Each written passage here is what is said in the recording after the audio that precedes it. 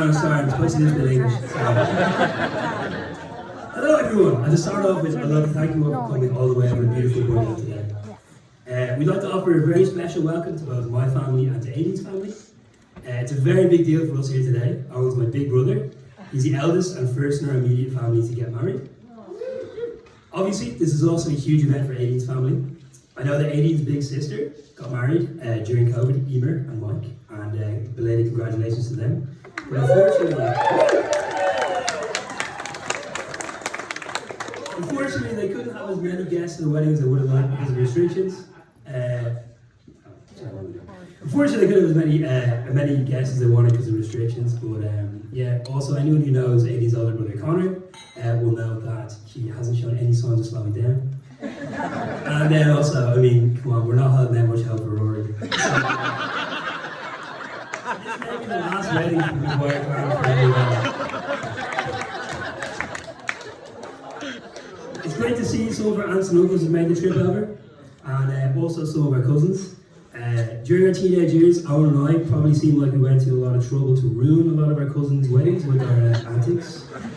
But now's your chance to get your own back, and hopefully you'll have it out of your system by the time it's time for our wedding. Me too. So, Owen and Aidan have been getting a lot of attention today, and I just thought I'd take a moment to talk about myself. So I was born on the 9th of December 1990. Very special day. It was exactly 8 days after Owen's second birthday. So my nickname as a child was Bahoo, because Owen wasn't able to say baby Hugh, he could only say Bahoo, and it stuck. My parents told Owen that I was his birthday present, which I assume was some kind of money saving scheme. Owen really took that on board, because he certainly did seem to treat me like his personal property for the majority of our childhood. I think that kind of goes for Sophie and Rob as well. Anyway, we had a great time growing up, and our parents were great. They always did their best for us. Owen and I had our disagreements, but it was nothing we couldn't resolve by throwing sharp and heavy objects across the screen, as you can see from my scar. We used to love playing together, especially games that we made up ourselves. Our favourite game was called Racing Up the Stairs, which was basically a no-rules contest to see who could get to the top of the stairs in our house. And it usually ended with one of us getting pulled down the stairs by the legs and hitting their head at every step of the way down, and then the other person just walking to the top of the door. In school, we both played rugby, and we spent most of our time passing rugby balls out in front of our house on the road, and also inside our house. We broke pretty much everything that's possible to break. Sorry, Mum. Owen really is, as you guys will know, one of the funnest people in the world to be around. So you can, now that you have a picture of what Owen and I were like when we were younger, you can imagine our surprise when shortly after Owen finished school, Aidan McGuire showed up at our front door. And you can imagine our even greater surprise when she then continued to show up at our front door for the next decade. For those of you on our side of the family who may have only met Aidan this weekend, she's lovely. She's very chill, very kind, very patient, and not adjectives you'd immediately think of if you were talking about me or Owen.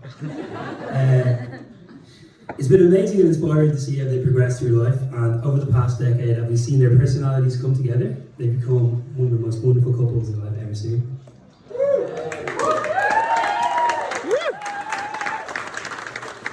Anyway, rather than continuing with the traditional speech, I thought I'd turn you over to my co-best man, and we're going to do a bit of an elongated toast. You can all keep your seats though. Probably get a round of applause for you.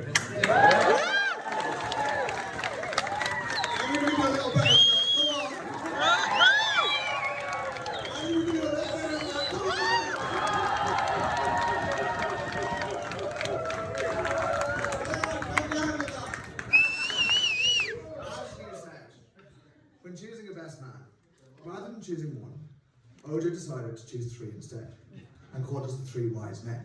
Now, I'm planning to put that statement to the test. But this is classic OJO. Whenever he tries to have anything, he tries it his own way.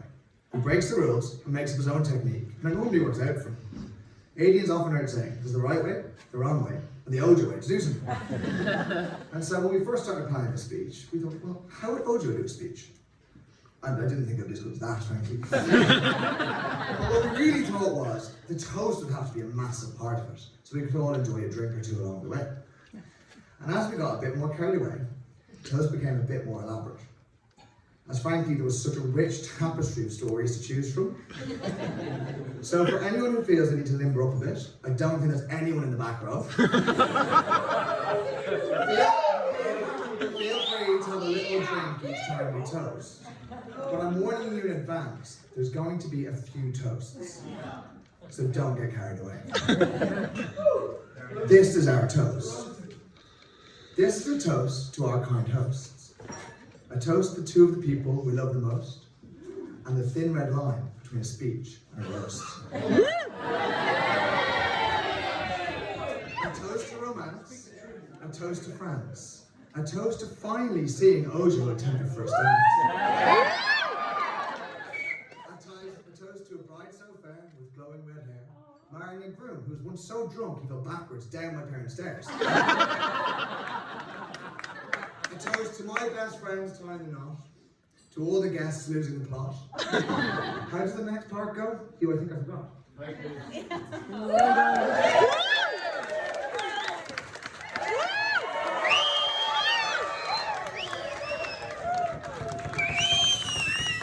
Toast to fine weather, to two families coming together.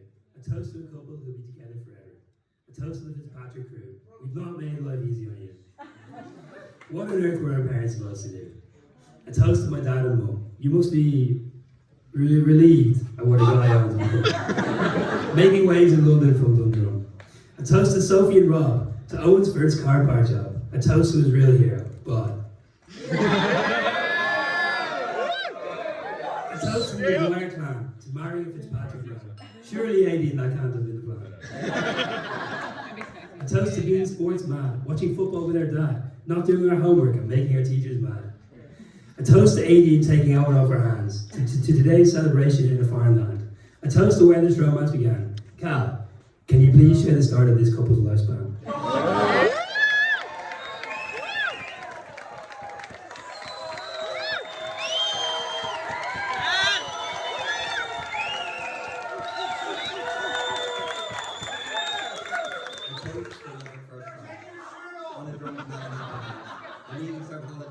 Leading to a romance that would never stray. A toast to your first date in Dundrum, not knowing what this would one day become. A girl from Fox Rock, and a wannabe rugby jock, sealing the deal with a giant fucking rock. So Owen and I met in 2002. Now it's time to toast to some stories of you. And although I stand here with great pride, I'm sorry, Owen, but these next stories I could not let slide. A toast to getting suspended from school on a class trip to the Doyle, making Brian's blood boil.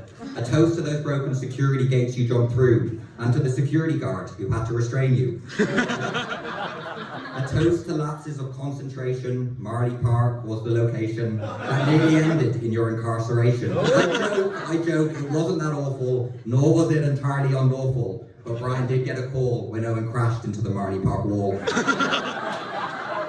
toast to Freshers' Days, a drunken haze, a night in Club 21. Aideen asking, did we have fun? Well, he was thrown out the door, and we found his two front teeth on the floor. I tell you all more. A toast to UCD Trinity, to a useful college degree, to studying religion and theology. A toast to working for the church, then moving into market research. A toast to Aideen and KPMG. Jesus, how South Dublin can this wedding be?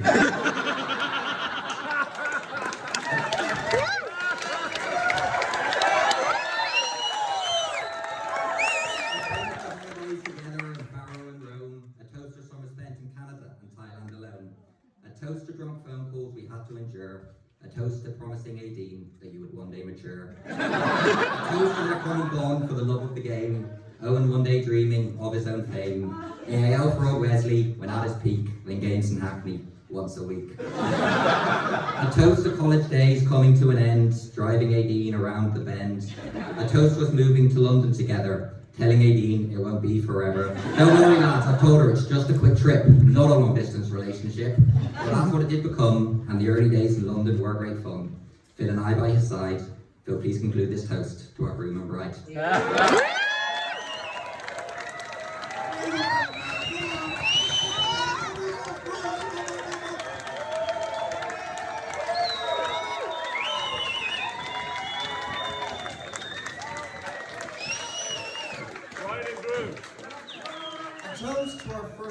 flat. Was that a mouse or a rat? Ah, 18, don't worry about that. A toast to a diet of pepperoni, potato waffles and baked beans, to 18 months with that broken washing machine. Is this really how people chase their professional dreams? A toast to Aidy moving into that prison-style flat block. This was a real shock for the girl from Foxtrot. But surely now our antics will stop. But alas, no. We didn't become any more tame. Turned out that Aidy was just as insane. Was partial herself to the odd major brain. Like getting too drunk and falling asleep on the train. A toast to finally moving to Clapham. A toast to the Old Town Tavern. A nod to the barman who already knows what we're having. A toast to life in London since 2015. Time really flies from living the dream. A toast to the whole London crew. Who knows what these two would do if it wasn't for lockdown days in the common with all of you. A toast to my best friend. Old Street's greatest number 10. Out on the lash again and still managing to kick the winning pen. A toast to defying reason, always playing just one more season. Owen will probably be the first geriatric who'll ever go and score a hat. A toast to the formative years of our professional careers, to AIDS working hard and Ojo hardly working. But every day he does the cooking. And I swear he's getting much better, as he said himself when he first moved to London, he couldn't even cut a pepper. A toast to lockdowns and a toast to lock-ins. A toast to proposals after bike spins. A toast to Ojo getting on the knee for the real big win. A toast to Aidy actually saying I do. To this genius guru, who once ordered toilet paper from Deliveroo while still sitting on the loo.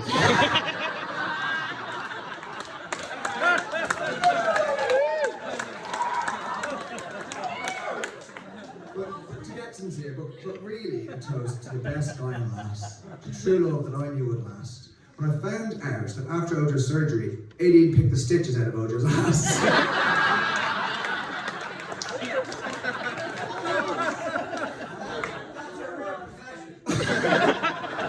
Quiet down in the back. A toast to the Fantastic Three, to Emer, Lee and Emily, to making Tinder obsolete for Wilkie and me. A toast to my O2 groomsmen. Amen. Where would we be without them? Probably still in Kinsale on the stag immersed in mayhem. A toast to old friends and new. To something old and something blue. To love that's pure and true. A toast to a tale as old as time. Speeches with rhyme. And to two close friends who've been with me through the good and bad times. A toast to the next chapter. A toast to love and laughter. A toast to happy ever after. A toast to a very late night, to husband and wife, and to a long and happy life.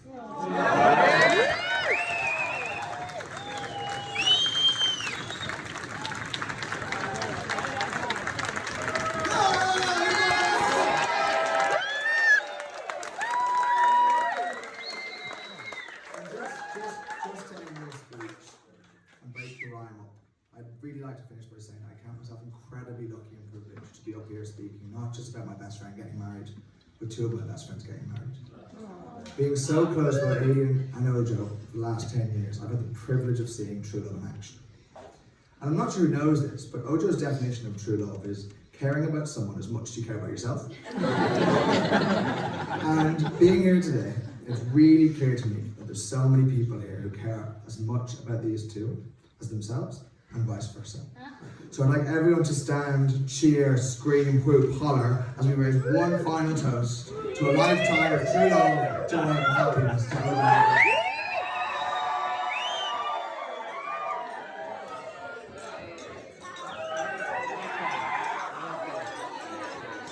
Cheers, lads.